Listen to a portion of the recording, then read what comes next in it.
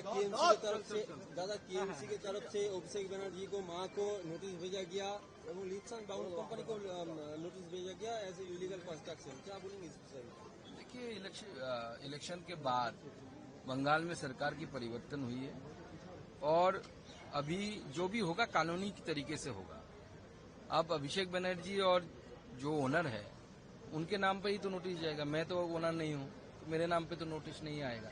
अगर कुछ illegal construction हुआ है, बीइंग ए पॉलिटिकल लीडर नहीं करना चाहिए। मैं सिर्फ इतना ही बता सकता हूँ। आज फलता से जहांगीर खां अपनी विड्रॉल घोषणा की है।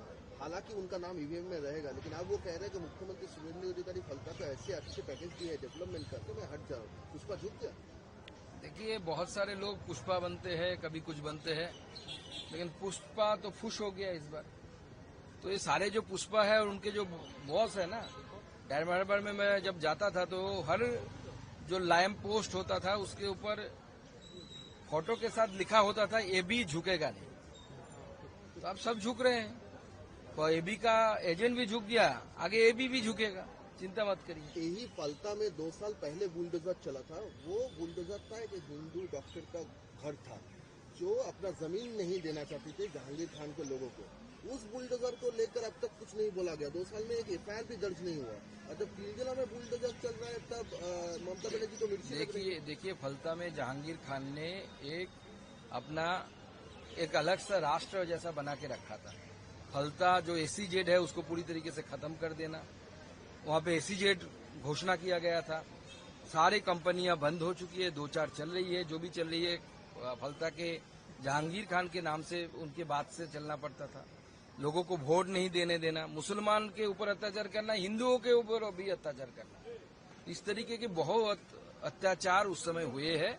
हमारी सरकार आने के बाद हमारे मुख्यमंत्री श्री शुभेंदु अधिकारी जी ने स्पष्ट किया है, सारे ऐसे अत्याचारों का हिसाब होगा। जो क्रिमिनल केसेस है उसके खिलाफ पुलिस कार्रवाई करेगी। आज कुणाल घोष भी स्टेटमेंट दे रहे हैं कि जो खुद को बॉस बोलते थे, आजू बाजू से बॉस बॉस का नारा आता था, वो अचानक से क्यों हट गए, वो अभिषेक बनर्जी बोल सकते हैं। कुणाल घोष बोल रहे हैं। देखिए, हम इलेक्शन के रिजल्ट से पहले ही बता चुके थे कि कुणाल घोष किस तरफ है, किस तरफ खेल रहा है। कुणाल घोष रस्सी के ऊपर चल रहे हैं, कभी बाएं कभी दाएं, किस तरफ जाएंगे कोई गारंटी नहीं है। उनके बयानबाजी पर मत जाइए। केएमसी की तरफ से अभिषेक बनर्जी को मां को नोटिस भेजा गया और लीप्स एंड बाउंड कंपनी को नोटिस भेजा गया एज ए इलीगल कंस्ट्रक्शन। क्या बोलेंगे इस विषय में?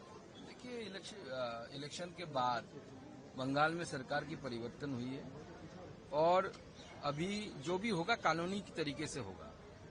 अब अभिषेक बनर्जी और जो ओनर है उनके नाम पे ही तो नोटिस जाएगा। मैं तो ओनर नहीं हूँ, तो मेरे नाम पे तो नोटिस नहीं आएगा। अगर कुछ इलीगल कंस्ट्रक्शन हुआ है, बीइंग ए पॉलिटिकल लीडर नहीं करना चाहिए। मैं सिर्फ इतना ही बता सकता हूँ। आज फलता से जहांगीर खां अपनी विड्रॉल घोषणा की है।